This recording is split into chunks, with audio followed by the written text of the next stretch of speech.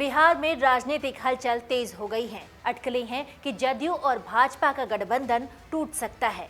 इसके साथ ही नए गठबंधन की कवायद भी शुरू हो गई है।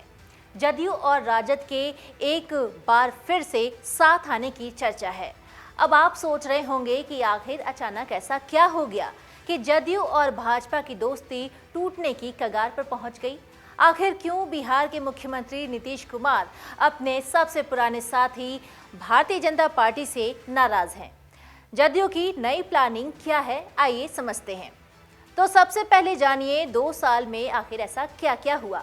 राजनीतिक जानकारों के मुताबिक 2020 में जब जदयू और भाजपा ने साथ मिलकर सरकार बनाई थी, तभी से ये कयास लगने शुरू हो गए थे कि सरकार ज्यादा दिन तक नहीं चल पाएगी।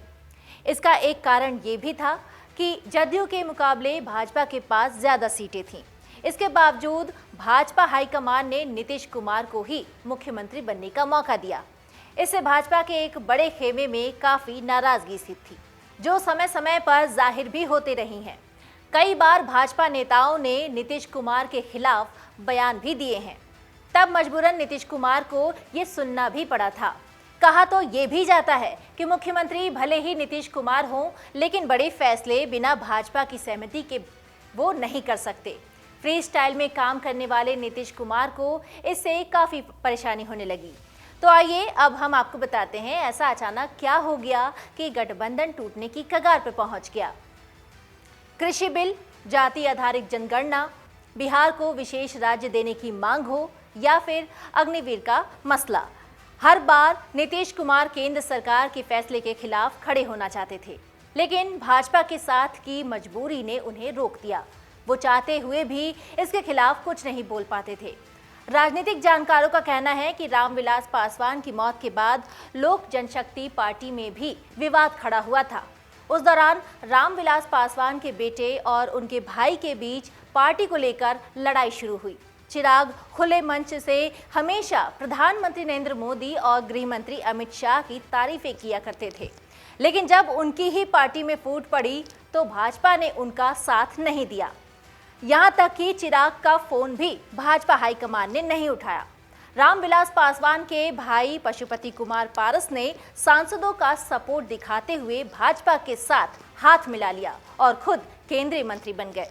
चिराग खुद लगातार नीतीश कुमार के खिलाफ बयान दे रहे थे, इसलिए तब नीतीश ने कुछ नहीं बोला, लेकिन नीतीश कुमार ने इसे खुद के लिए एक अल्टीमेटम समझ लिया।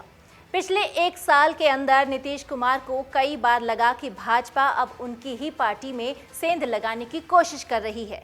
मतलब जदयू के विधायकों, सांसदों और नेताओं को तोड़कर भाजपा अकेले दम पर सरकार बना सकती है।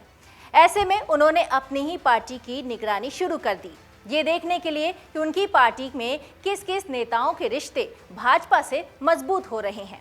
ऐसे लोगों को नीतीश चुन चुन कर निकालने लगे।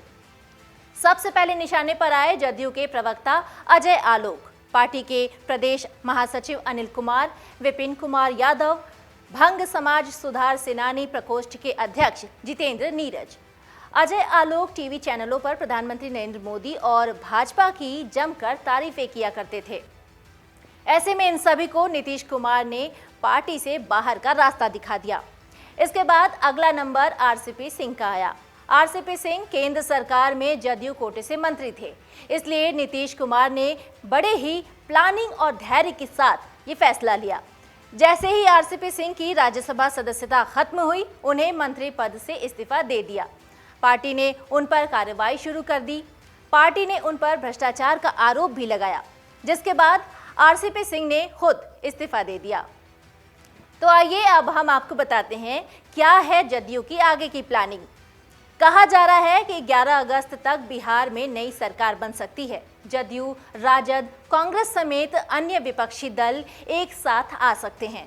फिर से बिहार में महागठबंधन तैयार हो सकता है। ऐसी स्थिति में भाजपा सत्ता से बाहर हो जाएगी। अभी बिहार विधानसभा में सीटों की कुल संख्या 243 है।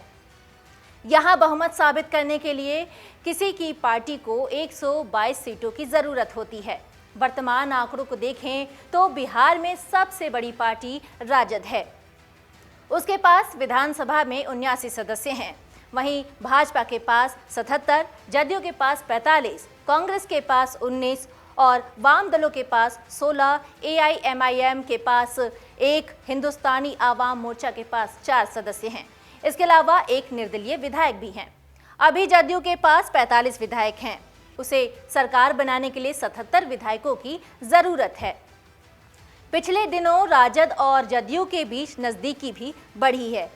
ऐसे में अगर दोनों साथ आते हैं तो राजद के 79 विधायक मिलाकर इस गठबंधन के पास 124 सदस्य हो जाएंगे, जो बहुमत से ज्यादा हैं।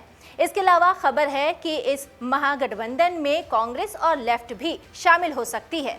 अगर ऐसा होता है तो कांग्रेस के 19 और लेफ्ट के 16 अन्य विधायकों को मिलाकर गठबंधन के पास बहुमत से कहीं ऊपर 155 विधायक होंगे।